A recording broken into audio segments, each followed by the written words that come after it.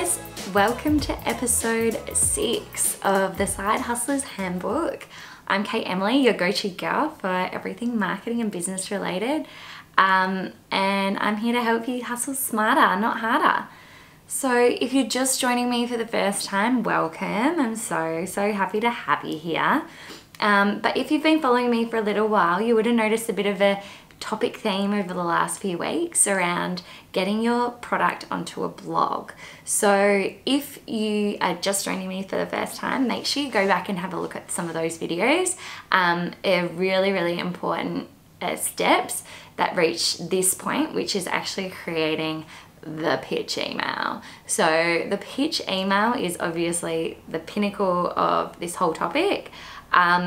And it's really important to get it right, because if you don't, the likelihood of you getting your product onto a blog is slim, because bloggers just don't have time to sift through crappy pitches. They're only gonna respond to the ones that they think are like really relevant and something that their readers are going to want to learn about. So it's your job now to convince them of that. Plus, this video has a little freebie. So I'm actually giving you my pitch email template, which you can use straight away to get your product pitched to media, so bloggers or bigger publications. I've used this for my clients and it's worked. It's gotten the results. I've used it for my own business. It's worked. So yeah, use it as your baseline and add to it as you go along. But there'll be a link below this video that will take you to my site where you can get instant access to my email template. So getting your pitch perfect is going to take time. So it's going to evolve, and like I've said before a million times on and on, every pitch you do has to be unique, has to be customized. It can't be a blanket generic email that you send to everybody. So you're always going to be reiterating this template, but here my template's just going to be a baseline for you, at least to get you started, so you know where to go from there. So my previous business was Chief Active, which is basically a publisher. So one, I pitched to other bloggers to get featured, but also received a lot of pitches. So I know what it's like to receive a great pitch that you're so excited to hear more about, that you want to write about, that you want to add to everything that you do, that you want to promote on social media. And then I've had pitches which are shocking, often actually coming from PR agencies, which is really interesting, because PR agencies are paid by product or business owners to reach out to media, but they're very generic. They're never customized, and half the time I'm wondering what I'm supposed to be doing with the information. Am I supposed to be writing an article, doing a social media post? Are they inviting me to an event? Are they giving me a free product? I have no idea. So never include a traditional media release in a pitch email to a blogger, especially a blogger that doesn't have PR training or isn't a journalist, because they're going to look at that and go, delete. I didn't do that, but I responded to everything. But most bloggers will just go, delete. That is going to waste my time. I have no idea what I'm supposed to be doing with that information. Like I said before, make sure you check out the other vlogs around this topic within my channel. They will also give you a bit of background into what you need to do before writing your pitch email. So I really reckon they're worth a watch. But otherwise, we'll get into how to create a pitch email. So my absolute non-negotiables to creating a product pitch email is keep it simple and concise. Literally keep it, like, break up the paragraphs and keep it really simple. You want them to ask you, give me more information. You don't want to bombard them with all the information about your product, your story, yourself, your dog, whatever. You want to keep it really short and concise so they can then click on a link to go to your website to find out more information, click on a link to go to your Instagram or Facebook or wherever you play and check you out more, or email you back and say, hey, this sounds really cool, give me a bit more information, or here's some questions I'd like you to answer. And that's going to be a much better result in the long run too. So try adding headers into your email as well. So adding little headers or questions, bolded questions or anything like that, if there is quite a bit of content in there that you want to talk about, that will just help them be able to skim through it and then read back over if they find it interesting. Make it clear what you want the blogger to do. If you're just sending them an email to say, hey, this is my product, cool, so what? Like, do you want them to review your product? Are you going to send them your product? Are you wanting them to include you in a top 10 list? Are you wanting them to wear your product? What is it that you want from them? And make that really, really clear, because then that way they know how to respond as well, and whether it's something that fits in with their schedule or not. And if it doesn't, then that's fine too. You can always contact them again at a later stage. So understand the blogger's readers. So you really need to know whether your product is a great fit for them, but also the way you're pitching your product is a good fit for them. But on that note as well, make sure you do a little bit of stalking into their site and read a few of their articles and find out what their style is about. So you have something to say to them in your email that says, hey, I love XYZ about your blog. Not keeping it super generic. Keep it really specific about what makes you want your product to be featured on their blog and how your product will benefit their readers. You need to nail your product's purpose.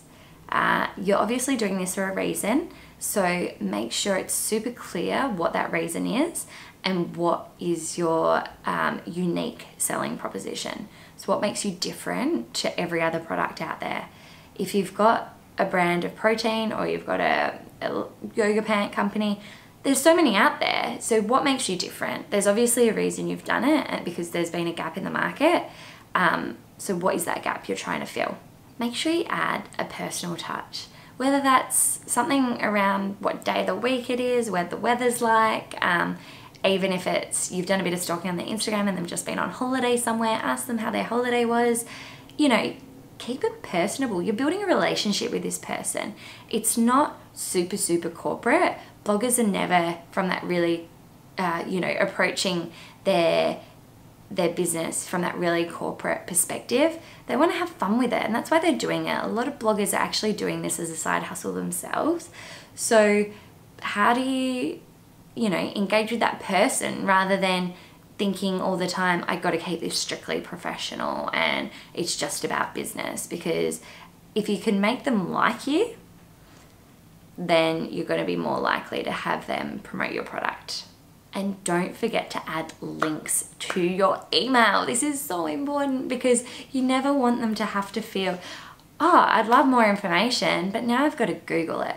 That's going to take time, and maybe I won't find their website or whatever. It's just way more effort from their end. If you can include a link to your website or your blog or, an article from some reputable company that have written about you, include that, and then a couple of images within the email rather than attaching a whole lot of images to your email that make it really annoying when you have to look through them.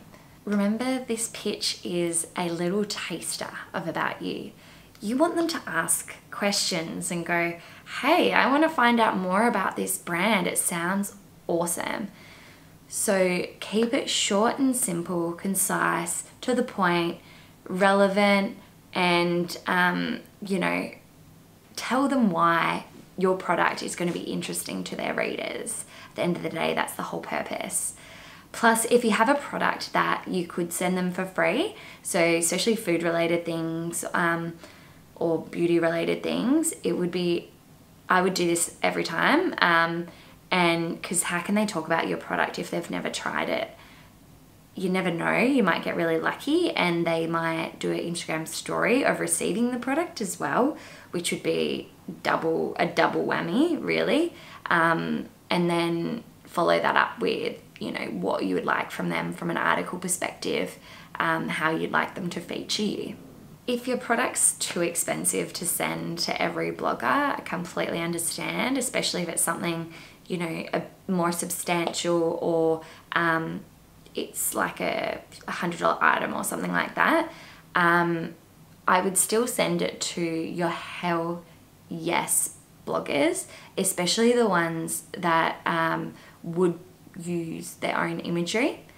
And you really feel like there's an amazing correlation between their readers and your audience, I would still send it, but be really, really clear, especially in the Instagram space, that these people are getting good engagement, because there's a lot of people with a lot of followers that are getting very poor engagement, whether that's from paid followers or a follow strategy where they follow people, a whole lot of people, then they follow them back, and it's just complicated. So just be careful about that, because you want to make sure that if they take a photo in your product, or with your product, that they're actually going to have relevant people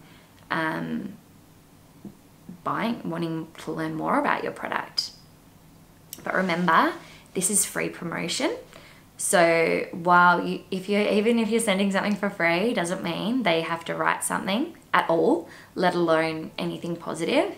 Most bloggers, I would assume, would write something positive if they're going to write something at all, but some bloggers might say something negative if there's something negative to say.